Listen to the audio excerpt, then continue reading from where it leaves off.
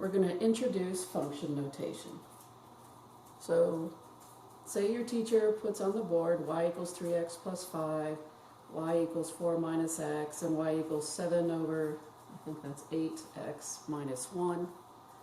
And the teacher puts that on the board. Now, I normally do this when I'm in class. And I ask you to graph y. A lot of students, what they will do is they'll say, which one? And that's the problem. So if you choose this one, and I'll be like, no, I chose that one. So I could be a real pain in the butt. The idea behind function notation is to make these all different so that they have like a different name. So instead of everybody being y equals, y equals, y equals, we're going to write them with a different name. So what we do in math is the following. We give them a different name. Like this is f of x, that's how we say this. We'll call this one g of x, and we'll call this one h of x. Now f of x and g of x and h of x is just a fancy way of saying y, but they got an f representing the first one, the g representing the second one, the h representing the third one. The reason why we have an x is because when you solved y equals 3x plus 5, the x is the variable that you plug into the substitution for in order to get your y value. So because there is an x on this side, that's the reason why this x is inside this set of parentheses. So we have f of x, this is what we're trying to solve for, which is f of x stands for y. G of x equals 4 minus x. Well, we had solved for y equals 4 minus x. It had an x in it, so therefore, since this problem had an x over here, this is the variable you put in. Now we have over here 7 over 8x minus 1. The variable used on the right-hand side is x, therefore the x gets put into here. And the question that a lot of students ask, well, what if this was a? Well, if y equals 7 over 8a minus 1, this would be h of a. And this would be an a as well.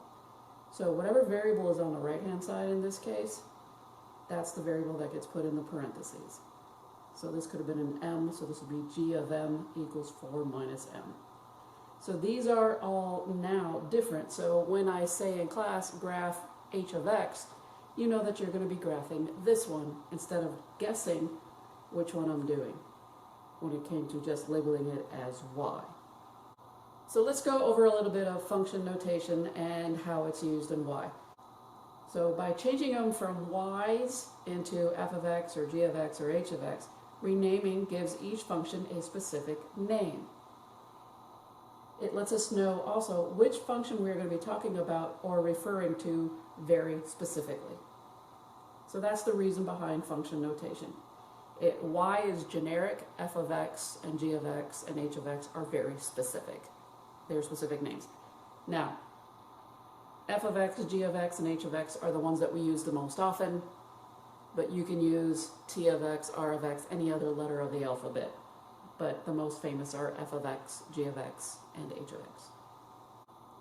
So now that we got an introduction into function notation and why we use it, let's go over the formal definition. Let's go with this example, y equals 3x plus 5. We replace the y with f of x. Again, f of x gives us a specific name, and it's also very helpful in substitution.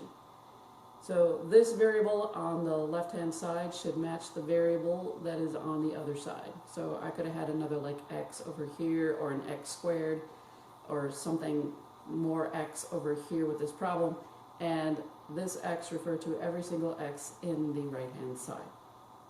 So specific name with the variable being used on that side. So let's talk about f of x. This f of x, first off, is read as f of x. That is what I've been saying all along. That's what you've been hearing.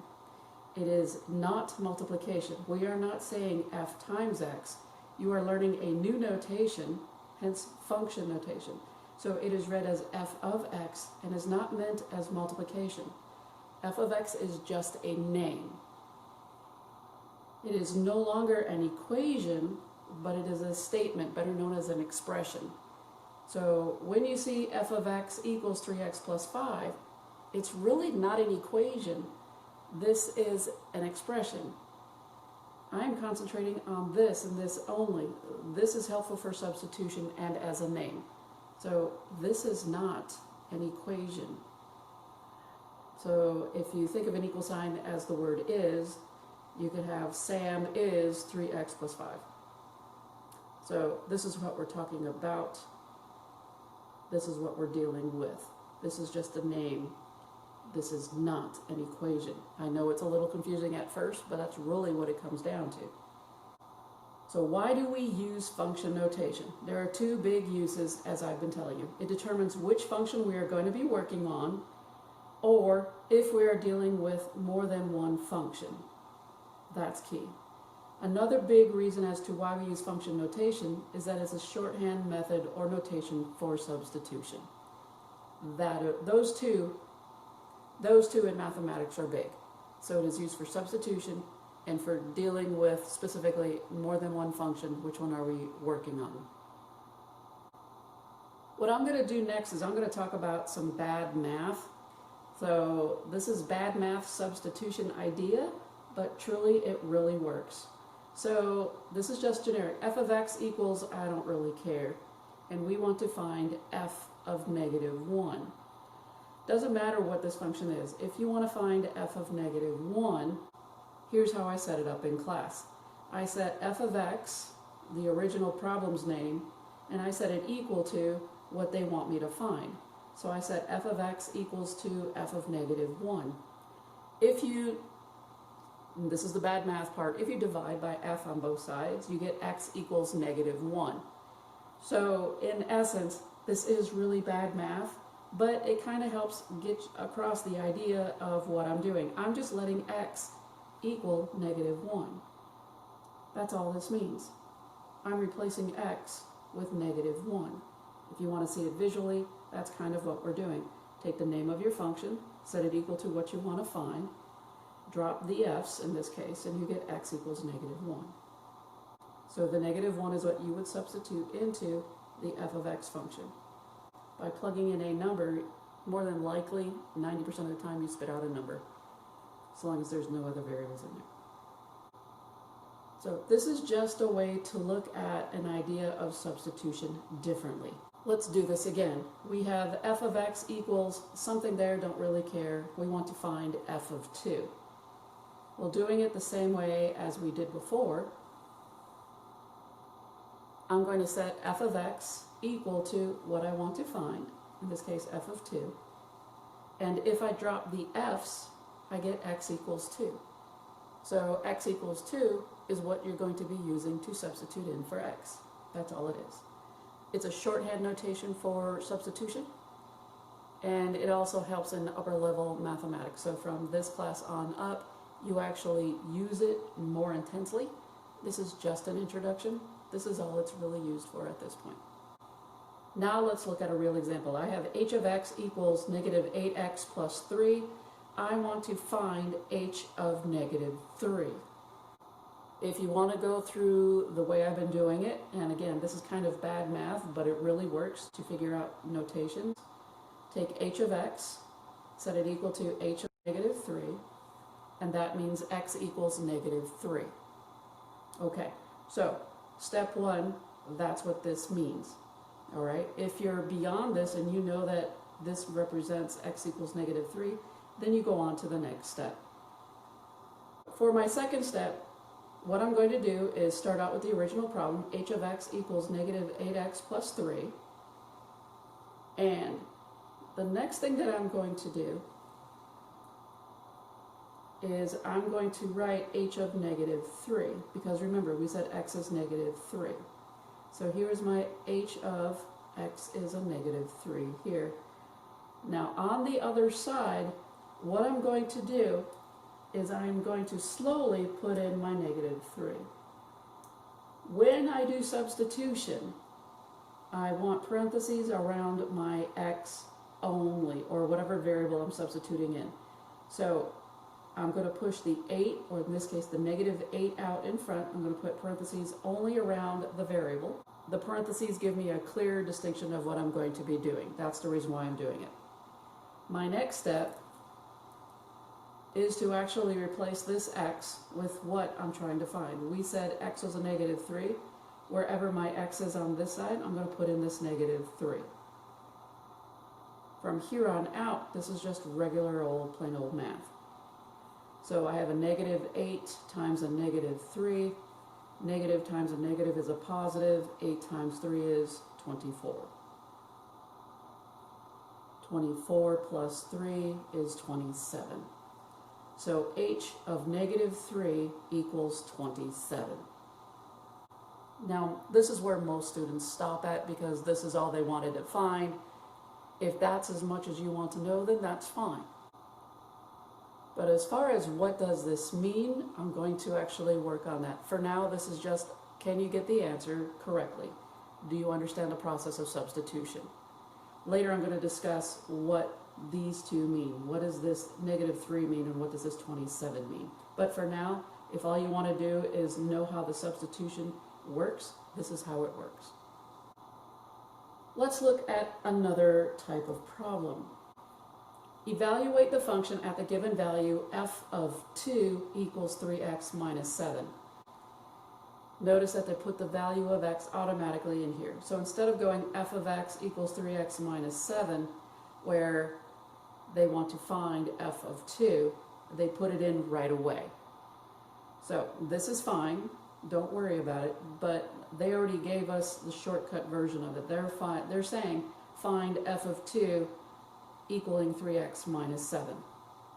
Okay, let's begin. The idea behind it is still f of x equals f of 2, meaning x equals 2 if you get rid of the f's on both sides. Now, they gave us f of 2 equals 3x minus 7. I'm going to put parentheses around my x. Move the 3 out. I do not want the 3 in the parentheses. I only want the variable in this parentheses.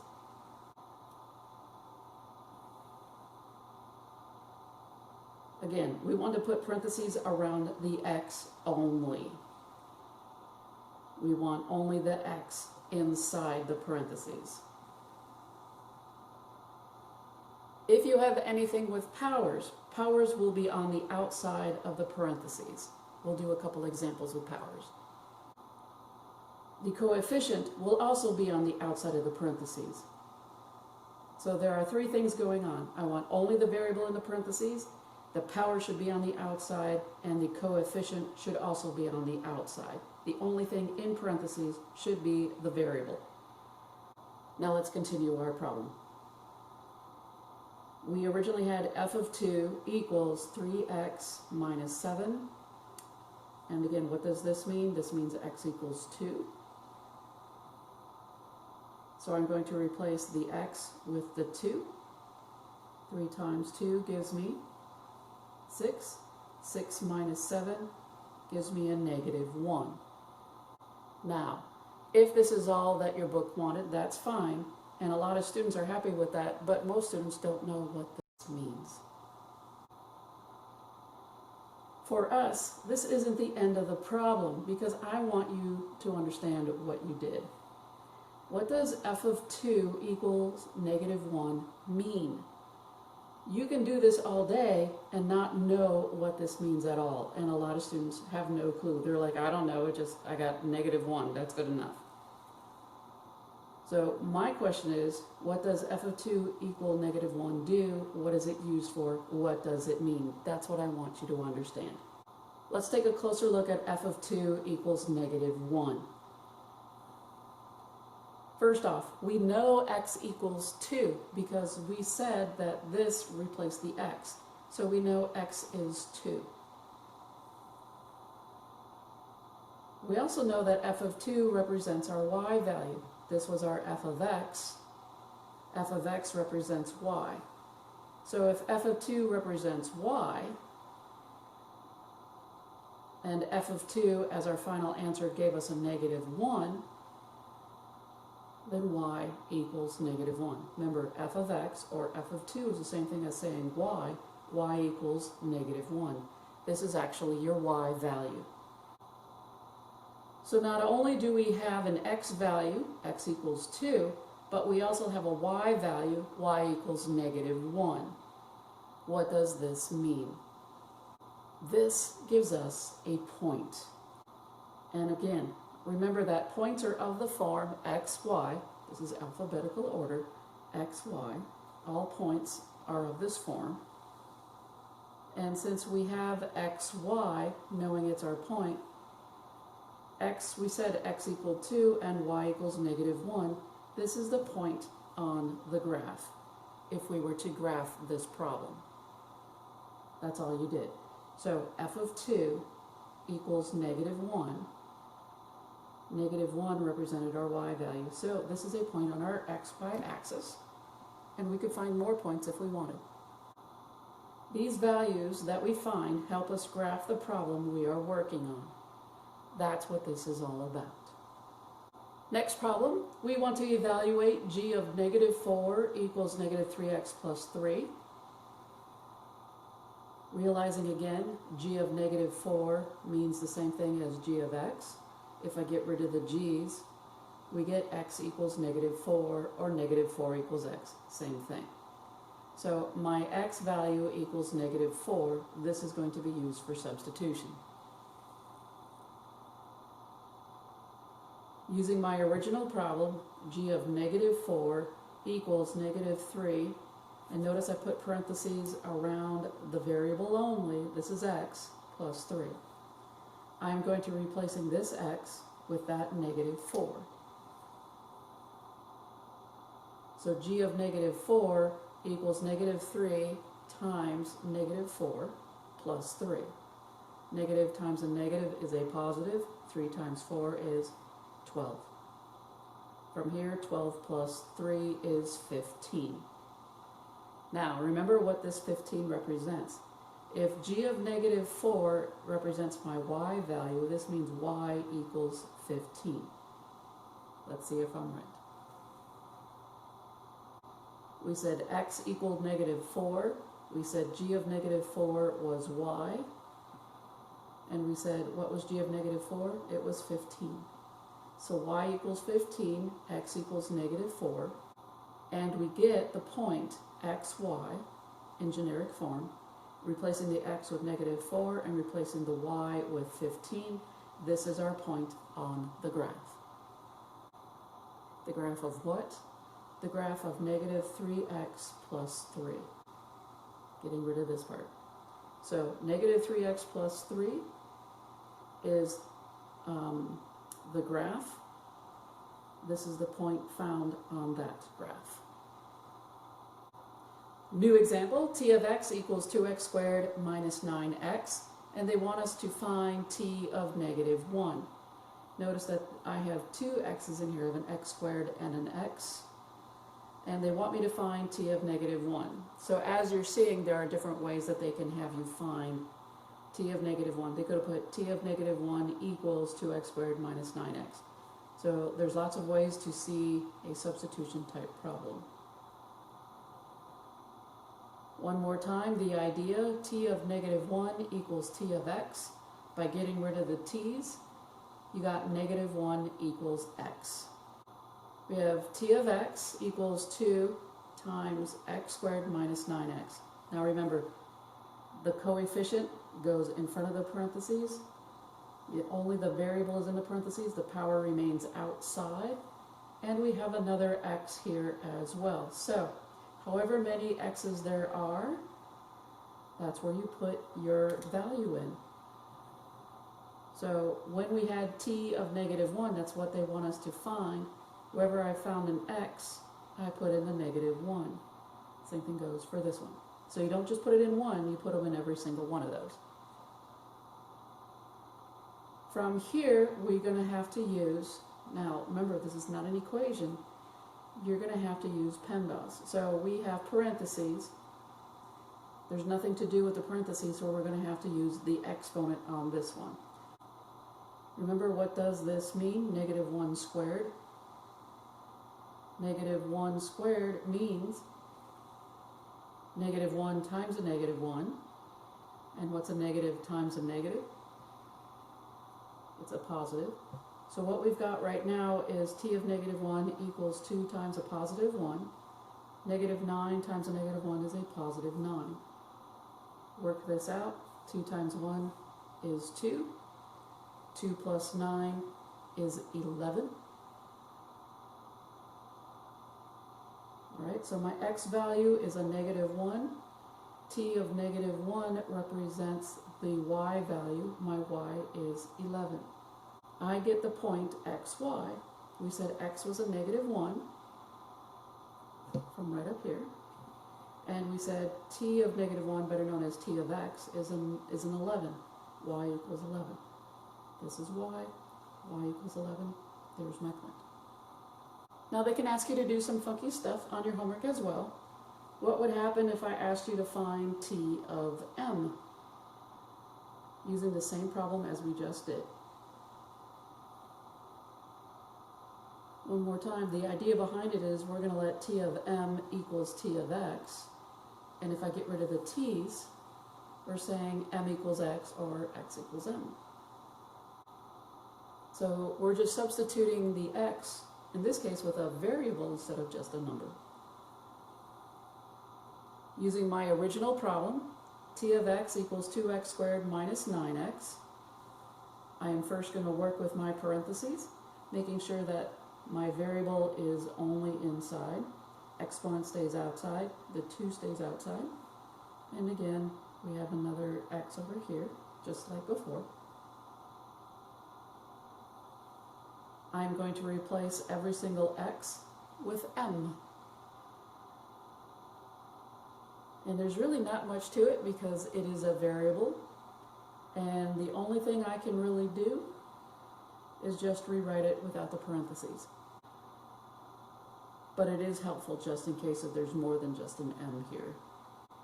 But this is my final answer. How would it look as a point? Now this is the interesting part, and instead of having numbers, we're going to have variables for our point. We said x was m. The answer I got when I plugged in m and worked it out, which wasn't much, is 2m squared minus 9m. This is your final answer. This is the point on the graph. Now, I know it seems a little weird, but in upper level mathematics, this is important to have all of the same variable. So it isn't necessarily seen in the lower mathematics, but it is helpful so that you see it now, so that later on you go, oh yeah, that's all there is. So this is really helpful in this form. Again, this is for higher mathematics. But it is kind of fun just to replace a variable with a different variable. On the previous problem I says, what happens if it's more than just m? Let's take a look at this one. I have g of x equals 4 over x. Find g of c plus 1. So instead of just g of c, I added this plus 1 part to it. Let's work it. The idea, one more time, is g of x is going to equal this new thing that they want us to find, g of c plus 1. Getting rid of the g's, we get x is equal to c plus 1. So I've already solved for my x value for my point. This is what's going to get substituted in for x in our problem. Starting out with our original problem, g of x equals 4 over x. I am going to put parentheses around my x in this case. I am now going to replace every single x with c plus 1. So this is now g of c plus 1. This was what my x equals. 4 over c plus 1, because again, that's c plus 1 is replacing my x. Is there anything I can really do up to this point? The answer is no. I can't reduce it. I can't do anything with it.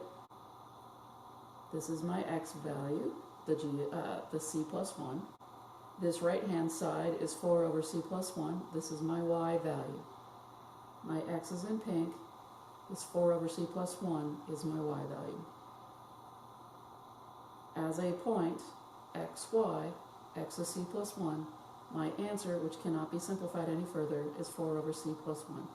You can actually leave it as c plus 1, or you can put the parentheses around this. It does not matter. It's just a group hug. It's fine. But that is a point. The reason we see this is because in upper level mathematics, it is much easier for substitution to have one variable instead of two variables like in here. We see this a lot in the upper level mathematics and in physics. We've got t of x equals 4x minus 7, and they want us to find t equals 3r plus 11. Alrighty. One more time, the idea behind it is t of x is equal to t of 3r plus 11. That's what they want us to find. If you get rid of the t's, x equals 3r plus 11. Automatically you have your x value right here. This is the x value for your point. This is what we're going to substitute in to our problem right here. So t of x equals 4x minus 7. This is our original problem. Notice I put parentheses around the x. If you understand the concept, you don't need to do it anymore if you don't want to, but I like doing it. Every single x is going to be replaced with what? 3r plus 11 here and here. So I replace my x. This is t of 3r plus 11 equals 4 times 3r plus 11 minus 7. I am going to have to distribute the 4 on this problem. Remembering that the 4 goes to the 3r and the 4 goes to the 11. It stops at this parentheses. It does not hit the negative 7. 4 goes to only the stuff where it starts the parentheses and where it ends with the parentheses. So we have 12r plus 44 minus 7. We can then add our like terms. 44 minus 7 gives us 37. What does this mean as a point? My x value, we said x equals 3r plus 11. My y value is the finished part on the right hand side, 12r plus 37. That is your point on the graph.